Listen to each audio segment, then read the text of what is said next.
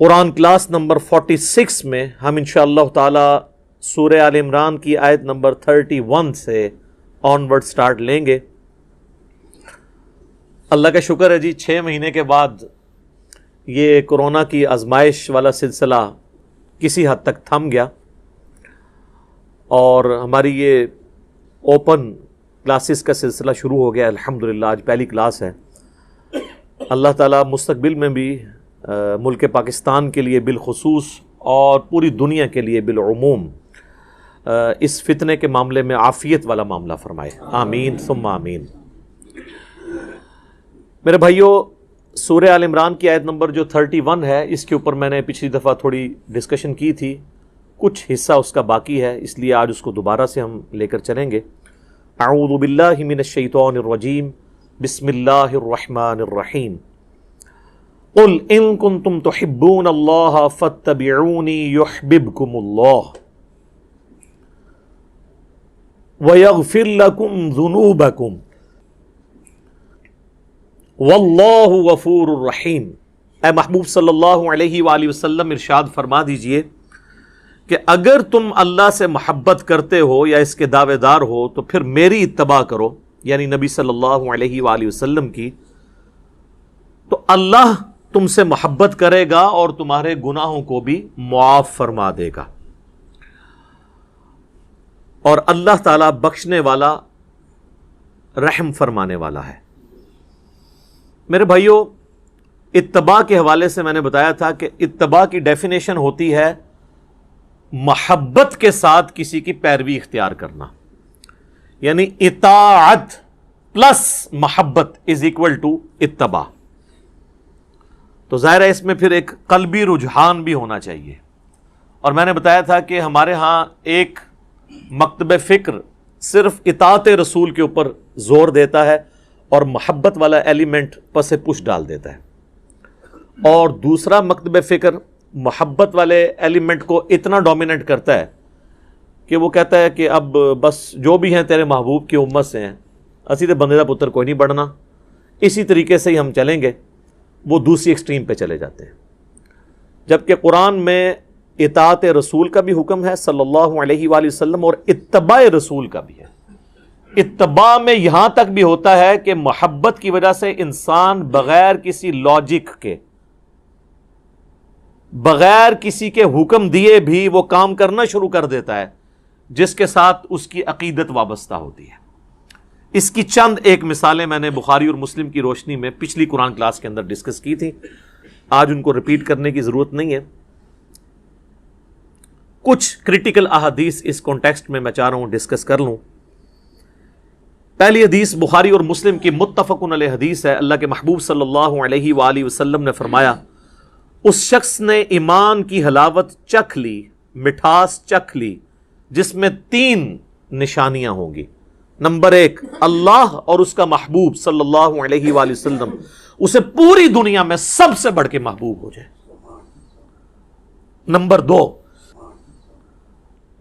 اس کی دوستی اور دشمنی کا معیار اللہ کی ذات ہو۔ اور نمبر 3، کفر کی طرف لوٹایا جانا اس کے لیے اتنا ہی مشکل ہو جائے جتنا زندہ آگ میں جلایا جانا، وہ آگ میں جلنے کے لیے تیار ہو جائے لیکن اسلام نہ چھوڑے۔ جس میں یہ 3 خوبیاں ہوں گی وہ ایمان کی حلاوت چکھ لے گا۔ اللہم اجعلنا منہم، آمین۔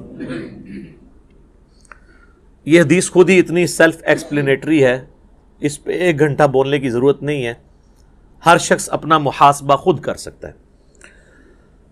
ایک اور حدیث ہے بخاری اور مسلم میں، متفقن علیہ حدیث ہے، شروع میں ہی کتاب الایمان میں، تم میں سے کوئی شخص اس وقت تک مؤمن نہیں ہو سکتا جب تک کہ میں اسے اس کے ماں باپ، اولاد، سب لوگوں سے بڑھ کر عزیز نہ ہو جاؤں۔ اس کا مفہوم بڑا واضح ہے۔ محبت کا تقاضا یہ نہیں ہے کہ صرف اونچی آواز میں نعرہ لگا لیا جائے، بلکہ پوری دنیا، حتیٰ کہ اس کے ماں باپ، اولاد اور سب رشتہ دار، پوری دنیا والے ایک طرف کھڑے ہوں اور اللہ کے محبوب صلی اللہ علیہ وآلہ وسلم اسے دوسری طرف بلا رہے ہوں، تو وہ سب کی پرواہ کیے بغیر اللہ کے محبوب صلی اللہ علیہ وآلہ وسلم کی دعوت پر لبیک کہے۔ یہ ہے اس کا مطلب۔ اور ظاہر ہے کہ بڑا مشکل کام ہے.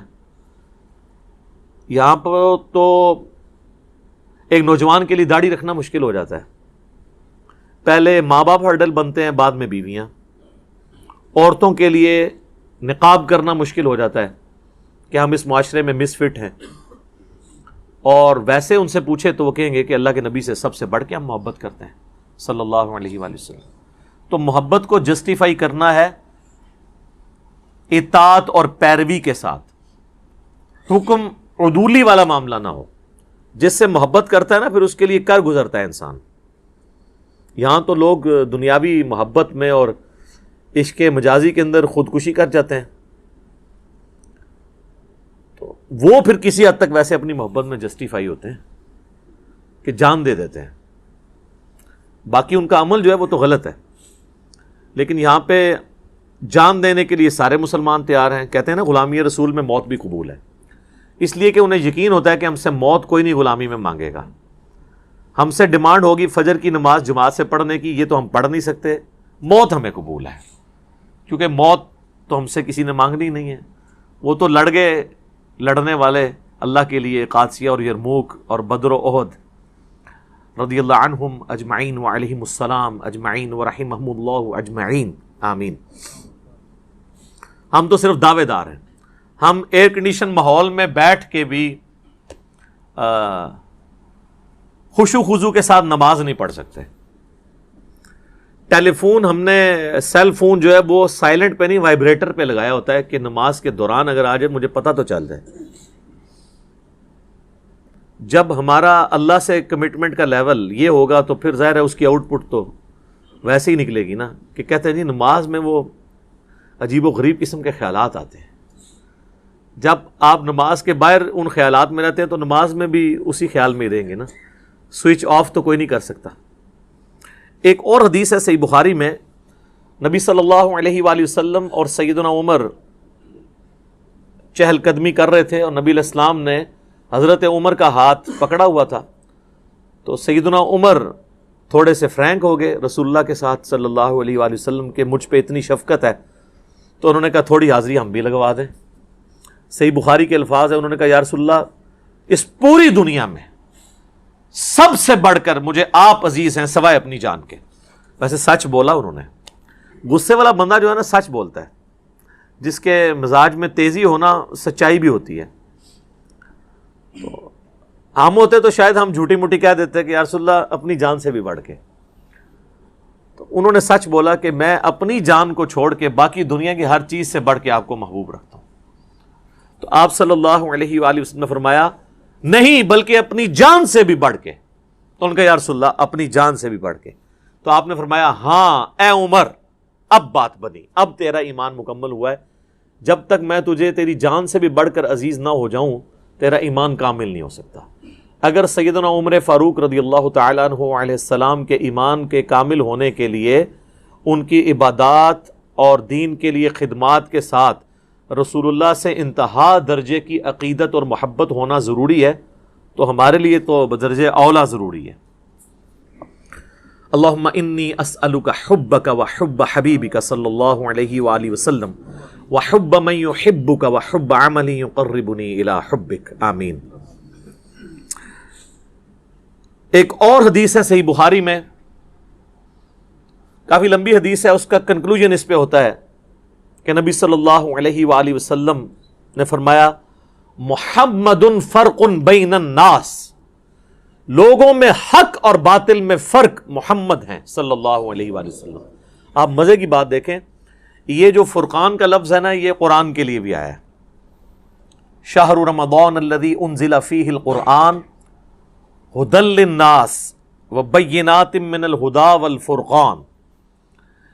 رمضان کا مہینہ وہ ہے جس میں قرآن نازل ہوا جو لوگوں کے لیے، پوری انسانیت کے لیے ہدایت ہے، صرف مسلمانوں کے لیے نہیں، پوری انسانیت کے لیے. اور اس میں ہدایت کے روشن دلائل ہیں اور یہ حق اور باطل میں تمیز کرنے والی کتاب ہے الفرقان. اولڈ ٹیسٹمنٹ اور نیو ٹیسٹمنٹ پہ اب یہ مہیمن بن کے یہ کتاب آئی ہے، فائنل ٹیسٹمنٹ قرآن. اور جس شخصیت پہ نازل ہوئی وہ بھی الفرقان ہے. محمد فرق بین الناس، محمد لوگوں میں حق اور باطل میں فرق ہے. ایک اور حدیث ہے صحیح بخاری میں، یہ وہ حدیث ہے جس کو مس یوز لوگوں نے کیا،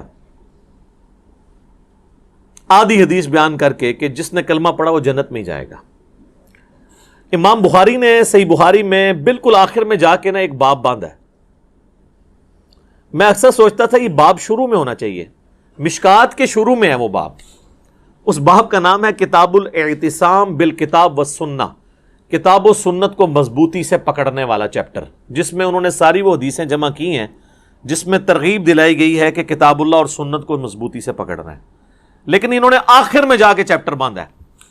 مطلب یہ کہ جب آپ بخاری شریف اینڈ کریں نا تو یہ بات آپ نے ضرور یاد رکھنی ہے، کیونکہ یہاں پر تو آپ کو بتاؤں کئی مزار ایسے ہیں جس پہ ختم قرآن کی طرح ختم بخاری بھی ہوتا ہے، تلاوت کر کے، ترجمہ بیان کر کے نہیں. وہ جو پڑھ رہا ہوتا ہے اس کو بھی نہیں پتا ہوتا وہ ختم بخاری ہوتا ہے. وہ کسی بزرگ نے سوچا ہوگا نا ابھی تک ختم قرآن ہے، چلو ہم بھی ایک جاری کر دیں، ختم بخاری. تو ختم بخاری جب ہو رہا ہو اور اس کے اینڈ پہ پہنچے ہوں تو کتاب و سنت کو مضبوطی سے پکڑنے والی احادیث ان کے سامنے ہے. اس میں ایک حدیث ہے، نبی صلی اللہ علیہ وآلہ وسلم نے فرمایا میری پوری امت جنت میں جائے گی سوائے اس شخص کے جس نے جنت میں جانے سے انکار کر دیا. سر کون ہے جو جانے سے انکار کرے گا؟ ہم تو بغیر کچھ کیے جانے کے لیے تیار ہیں، تو انکار کیوں کرنا ہے؟ بن بلائے مہمان بنے ہوئے ہیں سارے کلمہ گو مسلمان، تو انکار کس نے کرنا ہے؟ تو صحابہ نے بھی یہی پوچھا یا رسول اللہ یہ انکار کون کرے گا؟ آپ نے فرمایا آپ جواب سنیں کتنا انٹلیکچوئل ہے. جو صحیح مسلم کی حدیث ہے، مجھے اللہ نے جوامع کلمات کے ساتھ مبعوث کیا ہے، بات مختصر لیکن اس کی گہرائی بہت زیادہ. آپ نے فرمایا جس نے میری اطاعت کی وہ جنت میں جائے گا، اور جس نے میری نافرمانی کی اس نے جنت میں جانے سے انکار کر دیا. اس نے خود ہی انکار کر دیا. تو پوری امت جنت میں جائے گی سبجیکٹڈ ٹو، اس شرط کے ساتھ کہ وہ اطاعت اختیار کرے. باقی وہ چیز اپنی جگہ موجود ہے کہ جس نے ایک دفعہ بھی صدقے دل سے کلمہ پڑھا ہے، اگر اس کی زندگی کا ڈومیننٹ پہلو برائیوں پہ ہے تو الٹیمیٹلی ایک نہ ایک دن وہ اپنا عذاب بھگت کے جنت میں جائے گا.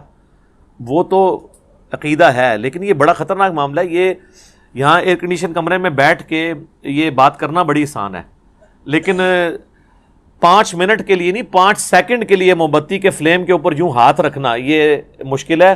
اور وہ مسلمان کہہ رہا ہوتا ہے خیر ہے جی ایک پھیرا ہی لگے گا نا، پھر تو جنت ہی ٹور ہی جانا ہے. ایک پھیرا جو 5 سیکنڈ کے لیے موم بتی نہیں برداشت کر سکتا وہ کہتا ہے ایک پھیرا لگے گا. جبکہ بخاری اور مسلم دونوں میں حدیث ہے کہ جہنم کی آگ دنیا کی آگ سے 70 گنا تیز ہے. اللہم اجرنا من النار. اور بخاری اور مسلم کی متفق علیہ حدیث ہے کہ جہنم کا سب سے ہلکا عذاب یہ ہے کہ پاؤں میں آگ کی جوتیاں پہنائی جائیں گی اور اس کی تپش سے دماغ ہنڈیا کی طرح کھولے گا. یہ سب سے ہلکا عذاب ہے. تو بھاری عذاب کون اس کو بریف کر سکتا ہے؟ ویسے آنکھیں بند کرنی ہے تو بے شک کر لیں. وہ جو مولا علی کا قول ہے کہ انسان سویا ہوا ہے مرتے ہی جاگ جائے گا، اوہ اصل زندگی تو یہ تھی، لیکن اس وقت جاگنے کا فائدہ نہیں ہے. ایک اور حدیث ہے مسند امام احمد میں ہے، المستدرک للحاکم کے اندر بھی ہے، مشکات میں بھی آپ کو مل جائے گی شروع میں ہی.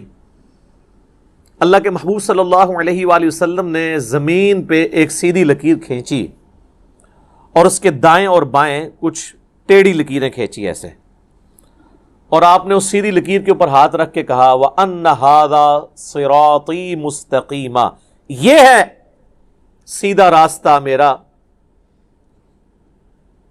اس کی پیروی کرو، ادھر ادھر کے ٹیڑھے راستوں کی پیروی نہ کرو ورنہ تمہیں وہ اللہ کے راستے سے ہٹا دیں گے. یہ وہ چیز ہے جس کی اللہ تمہیں وصیت کرتا ہے. یہ آیت آپ نے تلاوت کی سورۃ الانعام کی، اور پھر آپ نے فرمایا یہ ارد گرد ٹیڑھے راستے ابلیس کے راستے ہیں اور یہ سینٹر میں جو سیدھا راستہ ہے یہ میرا راستہ ہے، نبی صلی اللہ علیہ وآلہ وسلم کا راستہ. لہذا یہ اکثر لوگ جو کہتے ہیں نا جی سارے راستے جو ہیں وہ حق پہ ہی ہیں، اور پھر مثالیں دیتے ہیں، کہتے ہیں جی آپ نے مقصد تو سفر طے کرنا ہے، کوئی گاڑی میں سفر کرتا ہے، کوئی ٹرین میں کرتا ہے، کوئی پیدل جاتا ہے، راستے بھی مختلف ہو کے آپ پہنچ ہی جاتے ہیں منزل مقصود پہ. یہ دنیا کی مثالیں اللہ کے راستے کے لیے آپ نہیں دے سکتے، کیونکہ اللہ کا معاملہ تو بالکل الگ ہے، اس نے تو راستہ ایک بتایا ہے. اسی لیے آپ دیکھیں ہدایت کے راستے کو قرآن میں ہمیشہ سنگولر کے صیغے سے خطاب کیا گیا ہے. اہدنا الصراط المستقیم، اے اللہ سیدھا راستہ دکھا. صراط الذین انعمت علیہم، وہ راستہ جس پہ تیرے نیک انعام یافتہ لوگ چلے. تو نیک انعام یافتہ لوگ راستے پر چلے، راستوں پہ نہیں چلے. جب ایک سے زیادہ ہوں گے تو وہ نبی علیہ السلام کا راستہ نہیں ہوگا. یہاں کہتے ہیں سارے حق پہ ہیں جی، کہتے ہیں جی وہ سب نے اسی ایک بڑی نہر سے یا سمندر سے ہی پانی لیا ہے. دنیا میں تو ہم نے دیکھا ہے کہ اگر کھارے پانی کی نہر ہے تو اس کی جتنی بھی ندیاں نکالیں وہ کھاری ہوتی ہیں، اور میٹھے کی ہے تو میٹھی ہوتی ہیں. تو یہ کیسی آپ کی نہریں ہیں کہ جس میں 180 ڈگری چیزیں ہوتی ہیں، حتیٰ کہ آپ کے ٹالرنس کا لیول یہ ہے کہ آپ نے 300-350 سال تک خانہ کعبے میں 4 مصلے ڈال کے رکھے ہیں. اگر آپ یہ سمجھتے ہیں کہ چاروں اہل سنت کے امام حق پر تھے تو 4 مصلے ان کے نام پہ کیوں ڈال دیے؟ چلیں 4 نمازیں بانٹ لیتے کہ ایک امام کا ماننے والا پڑھائے گا، دوسرا، تو پھر تو بات سمجھ آتی. 4 مصلے الگ کر دیے، نمازیں الگ کر لیں، اس کے باوجود راگ الاپنا. یہ تو اسی طریقے سے ہے کہ کوئی شخص اب ضد کرے کہ جی یہ میرے سامنے جو سٹاپ واچ ہے، یہ سٹاپ واچ نہیں پڑی ہوئی ہے، یہ گاڑی کھڑی ہے. ٹھیک ہے جی، اس کے لیے وہ کہ جی آپ ذرا اس کو محدبت سا لگا کے دیکھیں، یہ چورس بھی ہے، یہ تھوڑی سی بڑی ہو جائے گی، یہ جو آپ کو نظر آ رہا ہے نا یہ ٹائر ہیں، آپ کو اصل میں پتہ نہیں چل رہا. تو آپ جتنی مرضی کہانیاں کرائیں، جو چیز ہے وہی رہے گی. تو بہرحال گورا اس کہانی میں نہیں آتا. وہ کہتا ہے یار کوئی علمی کتابی بات کرو. جو ہم کہتے ہیں کہ مرنے سے پہلے اے مسلمان کر لے اس پہ غور، کتابوں کا خدا اور ہے، بابوں کا خدا اور. تو یہ احادیث اس سے ریلیٹڈ تھی. میری ایک ویڈیو ہے ڈیٹیلڈ، مسئلہ نمبر 197، اماموں کی گستاخی کا الزام اور تقلید کے ایشو کے اوپر میں نے بڑی ڈیٹیل گفتگو کی ہے، صحابہ سے، تابعین، تبع تابعین سے مثالیں دی ہیں اسی ٹاپک کے اوپر. آج محل نہیں کہ میں اس کی ڈیٹیل میں جاؤں. اگلی آیات کی طرف آتے ہیں. یہ آیت چونکہ ایک کریٹیکل آیت تھی اس لیے میں نے اس پہ زیادہ ٹائم لیا ہے. یہ آیت اس چیز کی متقاضی تھی کہ ہم اس کے اوپر زیادہ دیر بولتے. قرآن حکیم کی چند آیات اتنی محکم آیات ہیں کہ وہ باقی سینکڑوں آیات اپنے اندر سموئے ہوئے ہوتی ہیں، اس لیے وہ متقاضی ہوتی ہیں اس چیز کی کہ آپ ان کے اوپر ڈیٹیل ڈسکشن کریں. قل اطیعوا اللہ والرسول، اے نبی فرما دیجئے اطاعت کرو اللہ اور اس کے رسول کی. فَإِن تَوَلَّوْا فَإِنَّ اللَّهَ لَا يُحِبُّ الْكَافِرِينَ، اگر یہ منہ پھیر لیں تو بے شک اللہ تعالیٰ کافروں سے محبت نہیں کرتا. حکم ہوا ہے اطاعت کا اللہ اور اس کے رسول کی، اور کہا کہ جو اس سے منہ پھیرے وہ کافر ہے. پاکستان کے شناختی کارڈ میں مسلمان ہی رہے گا وہ، لیکن اللہ کے ہاں بالکل یہ گاڑا فتویٰ ہے. یہ اتنا گاڑا فتویٰ ہے کہ یہ جماعت المسلمین والے بھی اسی آیت کے تحت تکفیر کر رہے ہوتے ہیں باقیوں کی. وہ کہتے ہیں واضح ہے جو اللہ اس کے رسول کی اطاعت سے منہ پھیرتا ہے تو وہ کافر ہے. جب آپ فتویٰ لگاتے ہیں نا پھر اس کا معاملہ بالکل ڈیفرنٹ ہوتا ہے. جس طرح کی آیات ہوتی ہیں قرآن حکیم کے اندر جن میں اس طرح کی کرٹیکل ڈسکشن ہوتی ہے، اس کا فتویٰ بھی بڑا کرٹیکلی دیکھنا پڑتا ہے کہ جب یہ اہل قبلہ اہل کلمہ کے لیے آیات پڑھی جائیں گی تو ان کے لیے تنبیہ کا لیول اور ہوگا، اور کافر کے لیے تنبیہ کا لیول اور ہوگا. اس کو آپ اس طریقے سے سمجھیں کہ یہ روش ہے کافروں والی. جیسے وَأَقِیمُوا الصَّلَاةَ وَلَا تَكُونُوا مِنَ الْمُشْرِكِينَ، نماز قائم کرو مشرکوں میں سے نہ ہو جاؤ. ابو داؤد ترمذی میں حدیث ہے من ترک الصلاۃ متعمدا فقد کفر، جس نے جان بوجھ کے ایک نماز چھوڑی اس نے کفر کیا. اب یہ تو نہیں ہے کہ ایک بندے کی نماز چھوٹ گئی ہے تو وہ ہر نماز کے بعد جا کے نقاب بھی نیا پڑھوائے اپنا. ظاہر ہے پھر کفر ہوا ہے تو پھر نقاب بھی ٹوٹ گیا. یہ ہے کہ کفر والی روش ہے، اس کو کنٹینیوس پرفارم کرنے سے اسلام سے بھی نکل جائیں گے، نعوذ باللہ من ذالک. اور یہ عمل کافروں والا ہے. مسلمان کو زیب نہیں دیتا کہ وہ کلمہ پڑھے اور نماز چھوڑے. صحیح مسلم میں حدیث ہے بندے کے کفر اور اسلام کے درمیان فرق نماز ہے. جامعہ ترمذی میں حدیث ہے، شقیق تابعی کہتے ہیں کہ صحابہ اکرام علیہم رضوان تارک الصلاح کے سوا کسی کی تکفیر نہیں کرتے تھے. ہاں جو نمازی نہیں ہوتا تھا اس کو وہ کافر سمجھتے تھے. یہ بہت کرٹیکل ایشو ہے. تو یہ اطاعت اللہ اور اس کے رسول کی کرو، اور جو منہ پھیرے گا تو بے شک اللہ کافروں سے محبت نہیں کرتا. اللہم لا تجعلنا منہم، اللہ تعالی ہمیں ایسے ناشکروں میں نہ کرے کہ ہم اللہ اور اس کے رسول کی اطاعت سے منہ پھیریں، والعیاذ باللہ تعالی. اب میرے بھائیو یہ 32 آیات مکمل ہوئیں. اب ایک نیا ٹاپک شروع ہو رہا ہے، اور یہ مسلسل 30-40 آیات پہ پھیلا ہوا ہے، ایک پورا سبجیکٹ، اور وہ ہے عیسیٰ ابن مریم علیہ السلام کا تعارف اللہ تعالیٰ نے کروایا ہے. چونکہ نبی علیہ السلام جب دنیا میں تشریف لائے تو دنیا میں سب سے بڑا ریلیجن کرسچینٹی تھا. ایون آج بھی اب تقریباً مسلمان کے قریب ہیں تعداد میں، لیکن ابھی بھی فگرز میں وہ ہم سے زیادہ ہیں. عیسیٰ علیہ السلام کا جب رفع سماوی ہوا، یعنی دنیا سے اللہ نے ان کو اٹھایا زندہ، اس وقت صرف 12 لوگ تھے جو ان پر ایمان لائے تھے. پھر وقت گزرتا گیا، ان کے اصحاب کی استقامت کی وجہ سے آہستہ آہستہ اللہ تعالیٰ نے اسلام کی دعوت کو پھیلایا. ظاہر ہے اس وقت تو اسلام ہی تھا وہ. اور پھر حضرت عیسیٰ علیہ السلام کے رفع سماوی کے آلموسٹ 300 سال کے بعد کانسٹنٹائن بادشاہ تھا رومن امپائر کا، بت پرست، اس نے اسلام قبول کر لیا. اس کی وجہ سے پوری کی پوری رعایا کرسچینٹی ان کا مذہب بن گیا. یعنی پہلے یہی ہوتا تھا نا کہ جو بادشاہ کا دین ہے وہ آپ نے رکھنا ہوتا تھا. اس میں پازیٹیو چیزیں بھی تھی اور نیگیٹو بھی تھی. اگر بادشاہ کافر ہے تو نیچے پھر موحدین کی پرسیکیوشن شروع ہو جاتی تھی. تو اسی چیز کو اسلام نے پھر اکھاڑا ہے تلوار کے ذریعے، اور رومن اور پرشین امپائر کو ختم کیا ہے، ان کی بدماشی ختم کی ہے. اب دیکھیں، اب کوئی امپائر اس طریقے سے قائم نہیں ہو سکی کہ جو زبردستی اپنا ریلیجن اڈاپٹ کروائے لوگوں سے. تو نبی صلی اللہ علیہ وآلہ وسلم کی جب دعوت یوں پھیلنا شروع ہوئی تو سب طرف پھر لوگوں کے کان کھڑے ہونے شروع ہو گئے. آپ نے خصوصاً جب خطوط لکھنے شروع کیے رومنز کو اور پرشین کو، تو ان کا یہ تو لگتا ہے کوئی معاملہ بڑے لیول کا ہونے لگا. تو پھر نجران کے کچھ کرسچن جو پادری تھے وہ مناظرے کے لیے پہنچ کے مدینہ شریف. یہ آپ کو آج بھی سمجھ آئے گا، جہاں کہیں دعوت کھڑی ہوتی ہے نا تو یہ معاملات شروع ہو جاتے ہیں. یہ آپ دیکھتے ہیں نا علماء کے کلپ، جی ہمارے سامنے بٹھائیں جی، آپس میں تو آپ لوگ بیٹھتے نہیں ہو سوائے جب چندہ اکٹھا کرنا ہو یا رمضان نشریات میں پیسے لوٹنے ہو یا کبھی کوئی سیاسی طور پہ اکٹھا کرنا ہو، ورنہ ادروائز تو آپ لوگ تو آپس میں ایک دوسرے کے پیچھے نمازیں نہیں پڑھتے ہو. تو ہمیں کہتے ہیں آپ ہمارے سامنے بیٹھیں، آپ تو آپس میں نہیں بیٹھتے تو ہمیں کو بٹھاتے ہیں.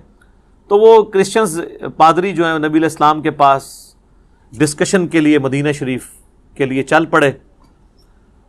ظاہر ہے کہ اب کرسچینٹی ایک پورا ریلیجن، اس کے اندر فرسودہ نظریات.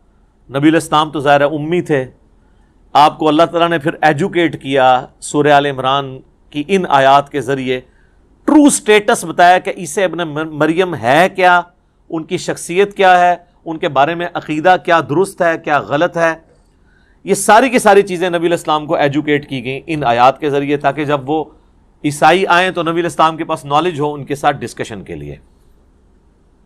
اور پھر اس کا کلائمیکس وہ ہوا کہ یہ دلائل تمام کرنے کے بعد بھی اگر تم تیار نہیں ہو حق بات قبول کرنے کے لیے، پھر آؤ مباہلہ کر لو. تو آیت مباہلہ نازل ہوئی سورہ آل عمران کی آیت نمبر 61، جس کی ڈیٹیل صحیح مسلم میں آتی ہے کہ نبی صلی اللہ علیہ وآلہ وسلم اپنے ساتھ سیدہ فاطمہ، سیدنا حسن و حسین علیہ السلام اور مولا علی علیہ السلام کو لے کر نکلے اور اللہ کے حضور دعا کی، اللہم ہؤلاء اہل بیتی، یہ میرے اہل بیت ہیں. بہرحال وہ عیسائی پھر مباہلے کے لیے تیار نہیں ہوئے. کاش وہ مباہلہ ہو جاتا، ہماری جان چھوٹ جاتی، کیونکہ اس میں تھا کہ جو جھوٹا ہے نا وہ تباہ و برباد ہو جائے. تو بچنا کو نہیں تھا انہوں نے، یا وہ حق قبول کر لیتے.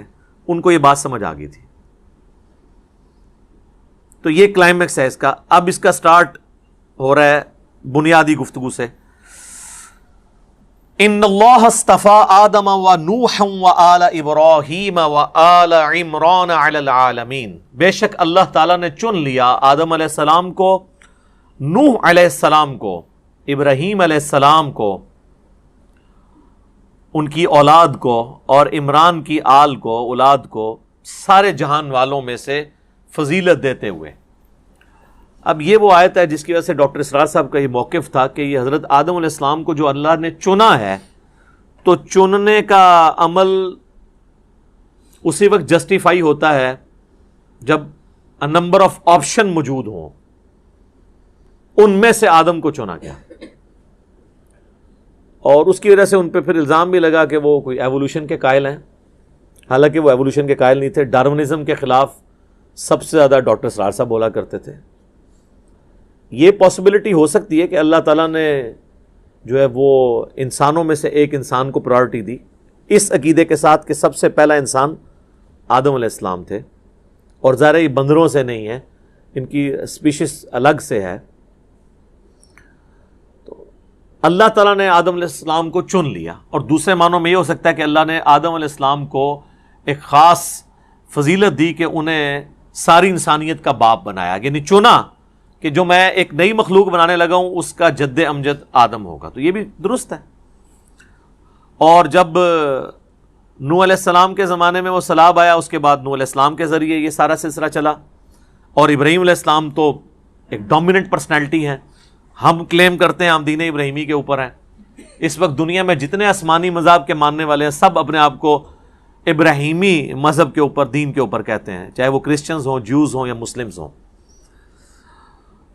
اور یہ آل عمران جو ہے، عمران یہاں پر بعض بہت کم محدثین کا اور مفسرین کا موقف ہے کہ یہ عمران سے مراد حضرت موسیٰ علیہ السلام کے والد ہیں۔ اکثریت کا موقف یہی ہے کہ یہ عمران وہی ہیں جن کی نسل کا آگے ذکر ہو رہا ہے، سیدنا عیسیٰ علیہ السلام کے نانا اور سیدہ مریم سلام اللہ علیہا کے والد، یہ وہ ہیں عمران۔ آل عمران کو اللہ تعالیٰ نے چن لیا، ظاہر ہے کہ پھر ان کی اولاد کو اللہ نے چنا، سیدہ مریم کو فضیلت دی، پھر ان کے ساتھ معجزانہ معاملہ فرمایا، اور پھر ان کے عیسیٰ علیہ السلام کی ولادت ہوئی، اور پھر وہ پوری دنیا میں، آج دیکھ لیں دنیا میں حضرت عیسیٰ علیہ السلام وہ اتنی بڑی پرسنالٹی ہیں کہ اس وقت دنیا میں سب سے زیادہ جس پیغمبر کے ماننے والے ہیں وہ حضرت عیسیٰ علیہ السلام ہیں۔ کرسچنز ٹوٹی پوٹی فارم میں مانتے ہیں، ہم ان کو ٹرو فارم میں مانتے ہیں، ہم بھی شامل ہیں اس میں ان کے ماننے والوں میں، ٹھیک ہے۔ تو عیسیٰ علیہ السلام بہت غیر معمولی شخصیت ہے۔ یہ حقیقت بات ہے کہ پیغمبروں میں جتنی کوالٹیز اللہ تعالیٰ نے معجزات کی شکل میں حضرت عیسیٰ علیہ السلام کو دی ہے، یہ کسی اور پیغمبر کو نہیں اس طرح کی کوالٹیز ملی۔ پیدائش معجزانہ، اٹھایا جانا معجزانہ، آج تک زندہ ہے۔ دنیا میں ایک ہی شخص ہے جس نے دوبارہ آنا ہے، عیسیٰ ابن مریم، اور جو معجزات دیے وہ اتنے غیر معمولی ہیں، وہ اب یہاں پہ ذکر آئے گا تو ساتھ ساتھ ہم ڈسکس کریں گے۔ ذریۃ بعضها من بعض، ان میں سے بعض کی اولاد ہے۔ ظاہر ہے کہ حضرت ابراہیم اور نوح علیہ السلام آدم علیہ السلام کی اولاد ہیں، اور اس طریقے سے بنی اسرائیل جو ہیں وہ ابراہیم علیہ السلام کی اولاد ہیں۔ خود حضرت عیسیٰ علیہ السلام بھی نسلاً تو بنی اسرائیل سے ہی تھے نا، یہودی النسل ہی تھے۔ واللہ سمیع علیم، اللہ سننے والا ہے، علم والا ہے۔ اذ قالت امرأۃ عمران، وہ وقت یاد کرو کہ جب عمران کی عورت نے عرض کی۔ قرآن میں صرف ایک عورت ہے جس کا نام ہے، وہ مریم ہے، باقی اسی سٹائل میں بات ہوتی ہے۔ امرأۃ لوط، امرأۃ نوح، نوح کی عورت، لوط کی عورت۔ تخت بلقیس والا واقعہ ہے، بلقیس کا نام نہیں آیا۔ زلیخا کا سیدنا یوسف علیہ السلام کے ساتھ واقعہ ہے، زلیخا کا نام نہیں آیا۔ یعنی قرآن کا جو مزاج ہے نا وہ سیکس ڈسپلن کو بڑا فالو کرتا ہے، اور حضرت مریم کا نام بھی صرف حضرت عیسیٰ علیہ السلام کی وجہ سے ہوا کیونکہ حضرت عیسیٰ کے والد کوئی نہیں تھے، ادروائز سیدہ مریم کا نام بھی قرآن میں نہ ہوتا، ان کی نسبت کی وجہ سے آیا کہ ان معجزانہ۔ تو یہاں پہ بھی دیکھیں کہ عمران کی عورت نے عرض کی، رب انی نذرت لک ما فی بطنی محررا، اے میرے رب میں منت مانتی ہوں تیرے لیے کہ جو میرے شکم میں ہے، جو میرے پیٹ میں ہے، میں اسے سب کاموں سے آزاد کر دوں گی، اور ٹیمپل آف سلیمان، ہیکل سلیمانی کا مجاور کے طور پہ میں اسے جو ہے وہ خدمت کے لیے پیش کر دوں گی۔ اب یہ مجاور یہ خانقاہوں والا مجاور نہیں ہے، یعنی اگر کوئی شخص یہاں پہ منت مانے کہ میں خانہ کعبہ کی خدمت کے لیے، وہ تو ابھی سعودی حکومت نے ہزاروں ملازمین رکھے ہوئے ہیں، وہاں کی صفائی کے لیے یا وہاں پہ حاجیوں کو پانی پلانے کے لیے میں اپنے بچے کو وقف کرتا ہوں، تو وہ تو اللہ کے لیے وقف ہو رہا ہے نا۔ تو اسی طریقے سے بنی اسرائیل میں بھی ٹریڈیشن تھی کہ وہ اپنی اولاد کو وقف کر دیتے تھے۔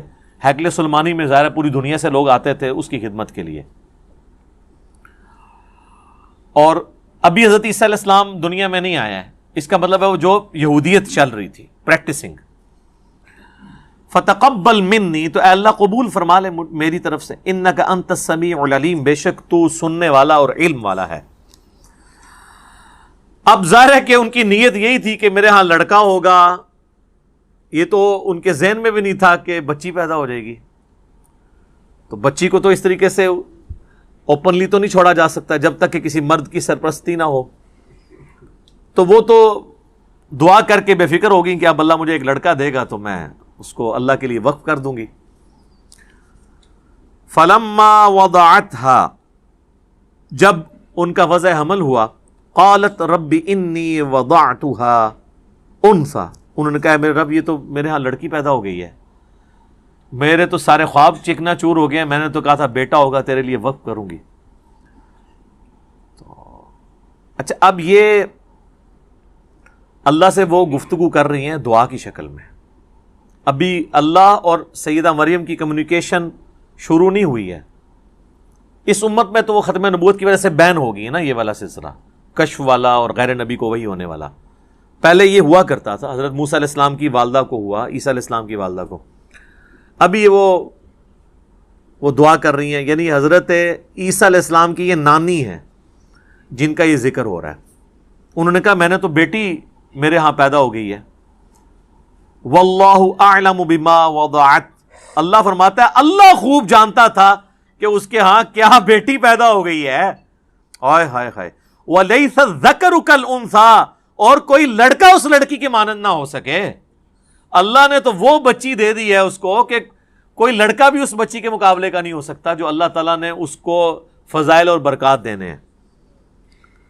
تو انہوں نے کہا وَإِنِّي سَمَّيْتُهَا مریم، ان کا بے شک میں اس کا نام رکھتی ہوں مریم، وَإِنِّي أُعِيذُهَا بِكَ وَذُرِّيَّتَهَا مِنَ الشَّيْطَانِ الرَّجِيمِ، اور اے میرے رب بے شک میں اسے بھی اور اس سے جو آگے اولاد پیدا ہوگی نا، نانی تھی نا، تو پوری پلاننگ کی ہوئی ہے کہ میری جو بچی ہوئی ہے اس کو اور اس کی آگے جو اولاد ہوگی نا، اللہ میں تیری پناہ میں شیطان مردود کے اگینسٹ تیری پناہ میں اسے دیتی ہوں کہ شیطان سے وہ محفوظ رہیں۔ اب ظاہر ہے یہ اللہ تعالیٰ نے ان کی زبان پہ یہ باتیں جاری کی ہیں، ان کو تو نہیں پتا تھا کہ میرا نواسا جو ہے وہ اتنی بڑی پرسنالٹی ہونے والا ہے۔ تو اس پہ اللہ تعالیٰ کے ذرا کامنٹ سنیں۔ فَتَقَبَّلَهَا رَبُّهَا بِقَبُولٍ حَسَن، اللہ تعالیٰ ماتا ہے پس اس کے رب نے قبول کر لیا بڑے اچھے طریقے سے، وَأَنبَتَهَا نَبَاتًا حَسَنًا، اور اس بچی کو بڑے اچھے طریقے سے پروان چڑھایا، وَكَفَّلَهَا زَكَرِيَّا، اور ان کی جو کفالت تھی وہ زکریا علیہ السلام، ایک وقت کے پیغمبر کے ذریعے ٹریننگ ہو رہی ہے جناب۔ تو اللہ نے فرمایا کہ میں نے دعا قبول کر لی۔ اس کانٹیکسٹ میں بخاری اور مسلم میں ایک حدیث ہے، نبی صلی اللہ علیہ وآلہ وسلم نے فرمایا جب کبھی بھی کوئی بچہ پیدا ہوتا ہے نا تو شیطان اسے ٹھونگ مارتا ہے جس کی وجہ سے وہ چیختا ہے، لیکن یہ جو حضرت مریم کی والدہ کی دعا تھی نا، اس کی برکت سے سیدہ مریم اور ان کے بیٹے عیسیٰ ابن مریم کو اللہ نے یہ فضیلت دی ہے کہ شیطان سے انہیں محفوظ کیا ہے۔ الحمدللہ۔ سبحان ربک رب العزت عما یصفون وسلام علی المرسلین والحمد للہ رب العالمین، آمین۔ اب بڑے مزے کی ایک ایونٹ ڈسکس ہونے لگا. کلما دخل علیہا زکریا المحراب، جب کبھی بھی زکریہ علیہ السلام محراب میں داخل ہوتے، یعنی وہ ایک محراب نما حجرہ بنا تھا جہاں حضرت مریم عبادت کرتی تھی، تو ان کے ٹیچر کے طور پر یہ خالو بھی لگتے تھے اور ایج ڈیفرنس بھی بہت زیادہ تھا اور پیغمبر بھی. جب کبھی وہ داخل ہوتے محراب میں، وجد عندہا رزقا، تو وہاں پہ وہ رزق پاتے. اللہ اکبر. وہ رزق ایک غیر معمولی رزق، یہ نہیں کہ کوئی آ کے نذرانہ چڑھا کے چلا جاتا تھا، ورنہ تو زکریا کو پتا ہوتا کہ یار یہ تو فلاں دے گیا ہے. بے موسمی پھل بھی ہوتے، موسم والے بھی، بڑے زبردست قسم کا فروٹ جو لگتا نہیں تھا کہ وہ قریب سے آ سکتا ہے. تو حضرت زکریا علیہ السلام نے ان سے پوچھا، قال یا مریم انا لکی ھذا، اے مریم یہ کہاں سے تیرے لیے یہ اتنا فروٹ آ جاتا ہے، ایسا رزق آ جاتا ہے. آپ ذرا پیری مریدی کے رشتے میں ذرا دیکھیں اس کو. پیر ہیں حضرت زکریا، اور دنیا کے بنائے ہوئے پیر نہیں، اللہ کے بنائے ہوئے پیغمبر، اور شاگرد بھی کوئی عام نہیں ہے، سیدہ مریم ہے. اور پیر اپنے مرید سے، مریدنی سے، یا اپنے اسٹوڈنٹ سے پوچھ رہا ہے کہ یہ تیرے اوپر جو اتنا فضل و کرم ہے، خاص بے موسمی پھل ہیں، یہ کہاں سے آ گئے؟ آپ کے پاکستان کے مرید ہوتے تو کہتے حضور تو آڈی نگاہ مرشد ہے. ہاں، کیونکہ یہ تصوف کی لائن میں اللہ کا نام یوز ہوتا ہے، باقی فنا فی شیخ میں ہی ختم ہو جاتا ہے بندہ، فنا فی اللہ تک نہیں پہنچتا. قرآن میں تو فنا فی شیخ کا کوئی تعلق ہی نہیں قرآن کے ساتھ. قرآن میں رسول کی یا خلیفہ کی بیعت ہے، اور وہ بھی مشروط ہے اللہ کے ساتھ. رسول اللہ نے بھی بیعت لی نا حدیبیہ کے موقع پر، تو سورہ فتح میں آیا کہ اے نبی یہ جو تم سے بیعت تم لے رہے ہو نا جن کی، یہ ان کے ہاتھوں پہ اللہ کا ہاتھ ہے. اور سورہ توبہ میں اللہ نے فرمایا کہ اللہ نے مومنین کی جانیں اور مال جنت کے بدلے میں خرید لی ہیں، ایسی بیعت پر خوشیاں مناؤ. بیعت کہتے ہیں بیچنے کو، بائے لفظ استعمال ہوتا ہے. انسان کسی انسان کے آگے اپنے آپ کو نہیں بیچ سکتا، صرف اللہ ہی ہے جس کے سامنے آپ بیچ سکتے ہیں. پیغمبر بھی آن دا بہاف آف گاڈ آپ سے بیعت لیتا ہے. یہاں تو کہتے ہیں نہیں، پہلے فنافی شیخ ہوتا ہے، پھر فنافی رسول ہوتا ہے، پھر یہ ہوتا ہے فلاں، یہ پھر کرتے کرتے کدھر تک لے جاتے ہیں. وہ فنافی شیخ میں ہی مر جاتے ہیں. تو یہاں پہ شیخ پوچھ رہا ہے تو وہ مرید یہ نہیں کہہ رہا کہ حضور نگاہ مرشد ہے، حضور آپ کی ساری برکتیں ہیں، آپ کا ہی فیض ہے. نہیں، جواب جو ہے وہ بڑا عجیب ہے. ویسے قرآن و سنت کی جو ڈاکٹرن ہے اس میں بالکل یہی جواب دینا چاہیے، چاہے پیغمبر بھی سامنے موجود ہو نا، تو یہی کہنا چاہیے کہ یہ اللہ کا فضل ہے.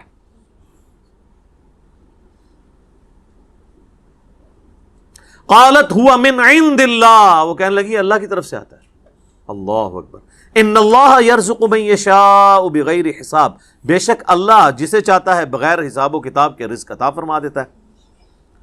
اب یہاں تو آنا چاہیے تھا بھی تجھے بات کرنے کی تمیز نہیں ہے، میں نہیں اللہ کو مانتا، تو مجھے بتا رہی ہے کہ اللہ کی طرف سے، اللہ کی طرف ہی آتا ہے سارا کچھ، اللہ ہی کرتا ہے.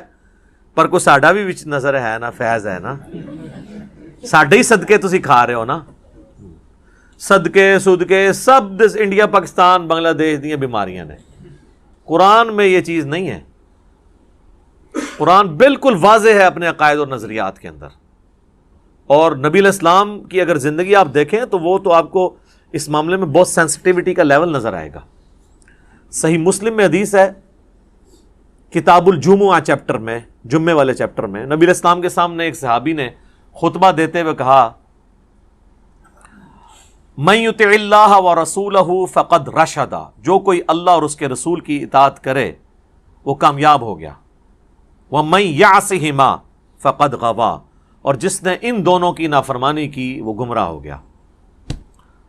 میرے بھائیو، اس جملے میں نہ تو کوئی لٹریچر کی خرابی ہے، نہ یہ آؤٹ آف کانٹیکسٹ ہے، کیونکہ بات اس سے سٹارٹ ہوئی ہے جو اللہ اور اس کے رسول کی اطاعت کرے وہ کامیاب ہو گیا، جو ان دونوں کی نافرمانی کرے وہ ناکام ہو گیا. کوئی خرابی اس میں نہیں ہے لٹریچر کی. لیکن نبی علیہ السلام کو اتنا غصہ آیا، آپ فرمایا بئس الخطیب انت، کتنا برا خطیب ہے تو. اور پھر آپ نے یعنی اس کو ایک تو غصہ نکالا، وَإِنَّكَ لَعَلَىٰ خُلُقٍ عَظِيمٍ، لیکن امام الموحدین بھی ہیں. یہ ڈانٹا ہے تو ڈانٹا ہے، اس کے باوجود اتنا لوگ جو ہے شرک کی طرف جا رہے ہیں. نہ ڈانٹا ہوتا تو کیا کر رہے ہوتے؟ آپ فرمایا تم کہو مَن يَعْصِ اللَّهَ وَرَسُولَهُ فَقَدْ غَوَىٰ، جو اللہ اور اس کے رسول کی نافرمانی کرے وہ گمراہ ہوا. تم نے یہ کیوں کہا کہ ان دونوں کی کرے؟ وہ آگے سے کہہ سکتا تھا یا رسول اللہ میں نے کوئی آپ کو اللہ مان کے تو نہیں کیا، میں آپ کو اللہ کا بندہ ہی سمجھتا ہوں، آپ کو میں غیر مستقل بذات سمجھتا ہوں. عطائی ہے وہی کہانیاں جو تمہیں کرائی جاتی ہیں، جو اسی بھی کراتے رہے اپنے کسی زمانے میں. اس زمانے میں یہ کہانیاں نہیں تھی.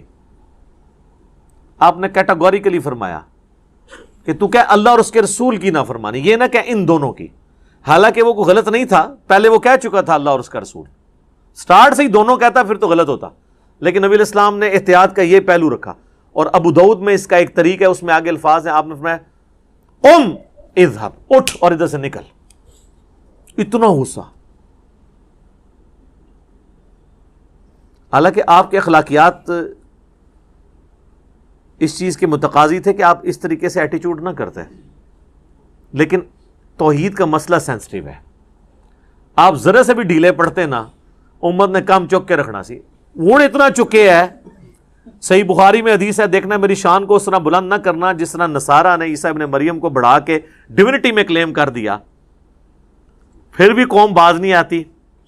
کیا زمین و آسمان کی کلابیں ملاتی ہے. میں مفتی منیب الرحمان صاحب کے پاس بیٹھا ہوا تھا، 22 مارچ 2007 کی بات ہے، آلموسٹ 13 سال پہلے.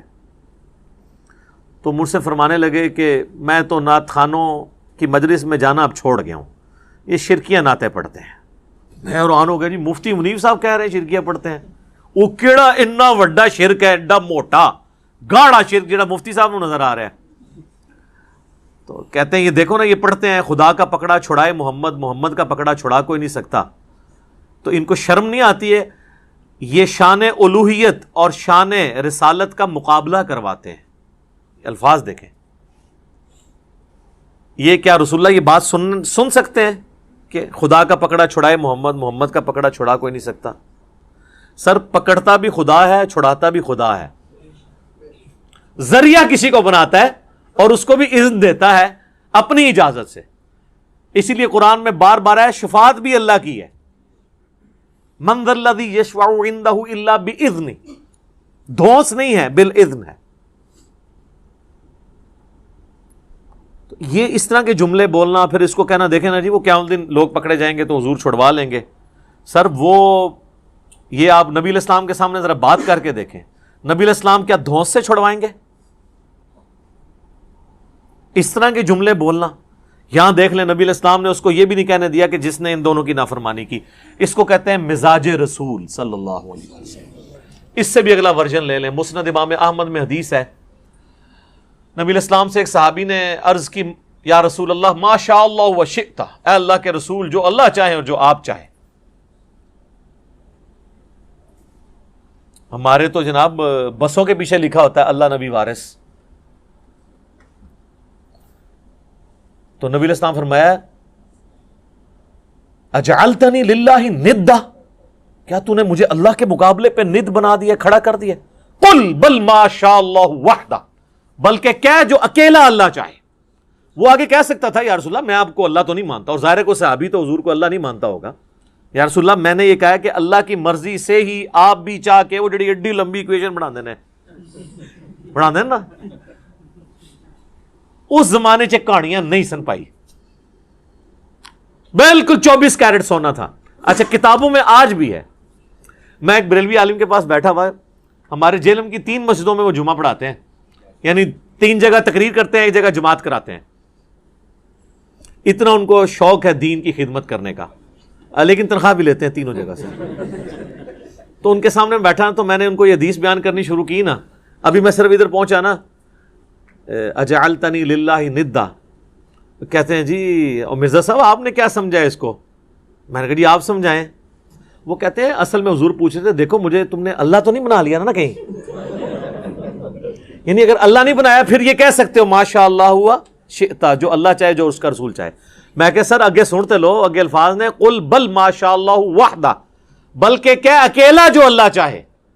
تو حدیث نے اپنی حفاظت کر دی. حضور یہ نہیں پوچھ رہے تھے کہ بھئی اگر اللہ بن کے کر رہے ہو تو نہ کہا کرو, اگر مجھے مخلوق سمجھ کے کہہ رہے ہو تو پھر کہہ دیا کرو کہ جو اللہ کی مرضی اور جو اس کے رسول کی مرضی. لیکن ایک ایکسیپشن ہے یہاں پہ, جب دین کا مسئلہ کوئی آئے گا نا تو ہم یہی کہیں گے اللہ اور اس کا رسول بہتر جانتے ہیں, کیونکہ دین کون سکھاتا ہے؟ پیغمبر.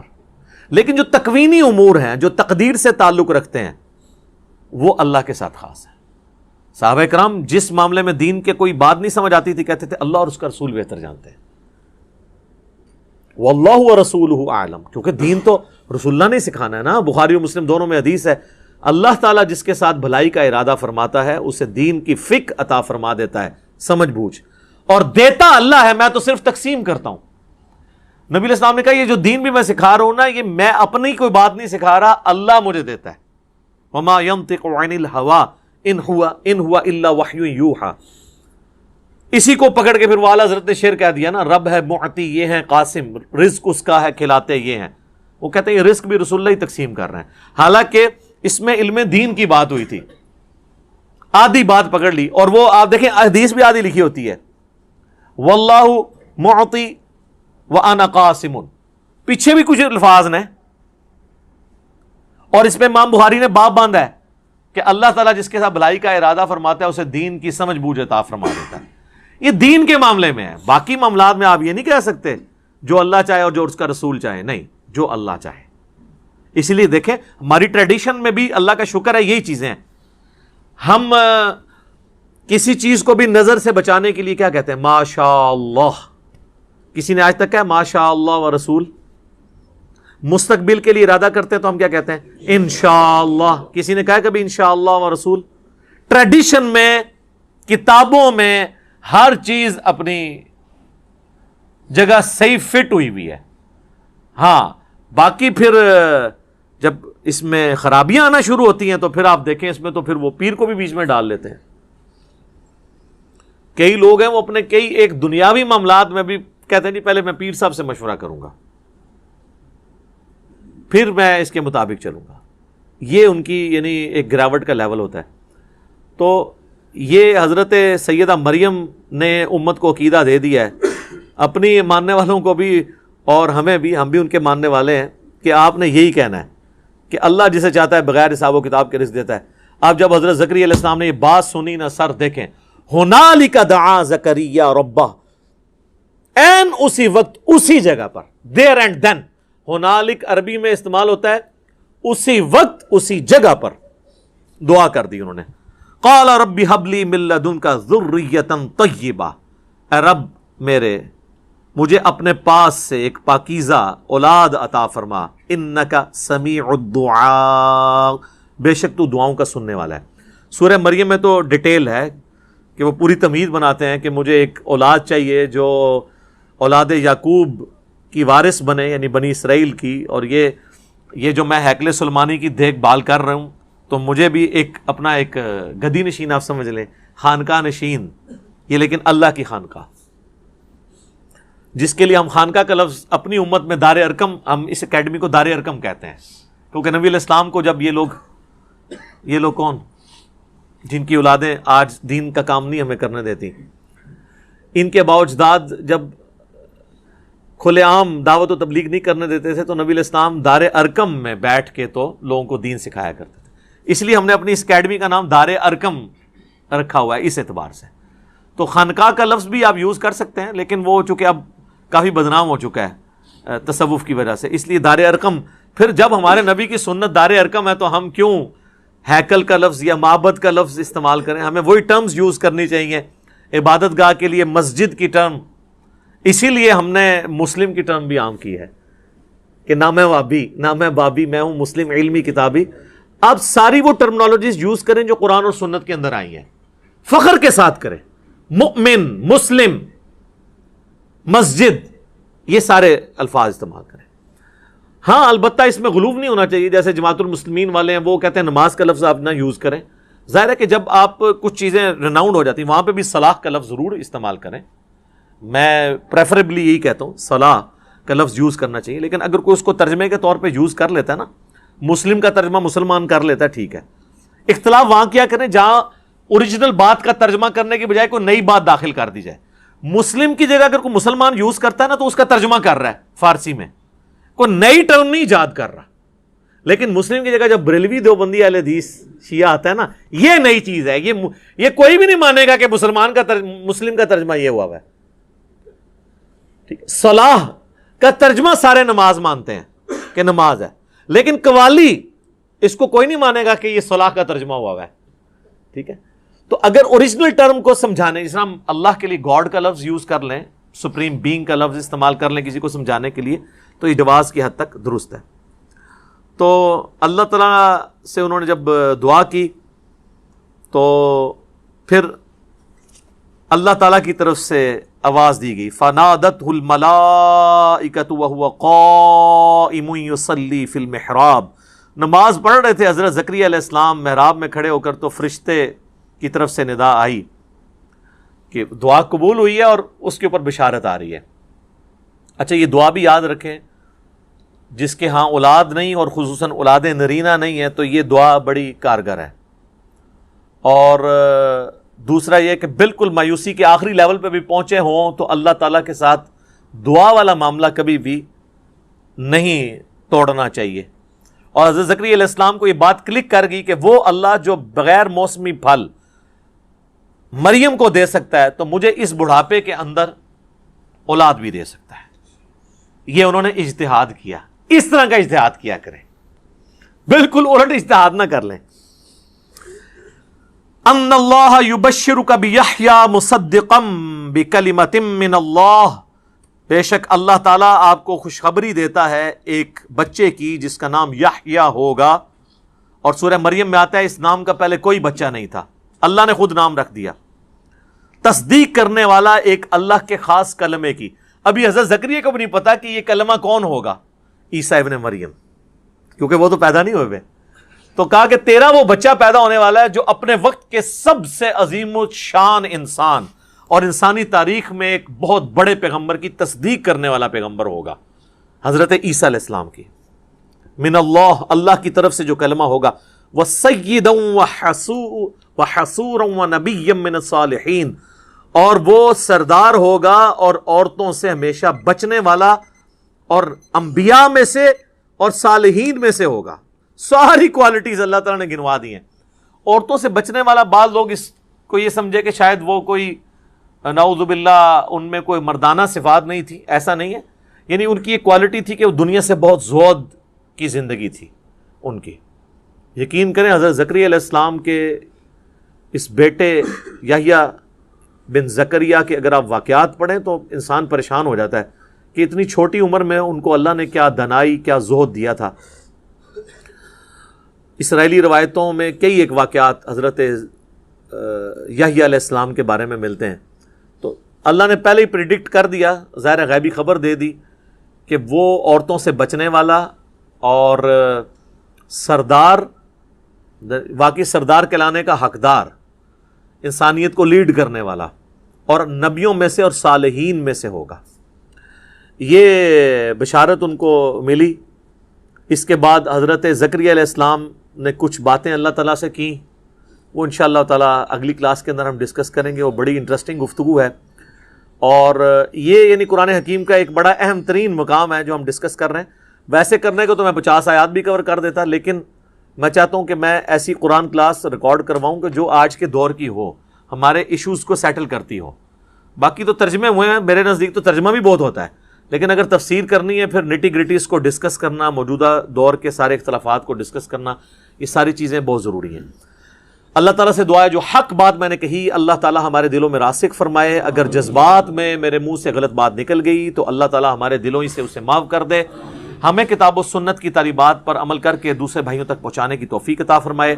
سبحانک اللہم و بحمدک, اشہد ان لا الہ الا انت, استغفرک و اتوب الیک, وما علینا الا البلاغ المبین. جزاکم اللہ خیرا.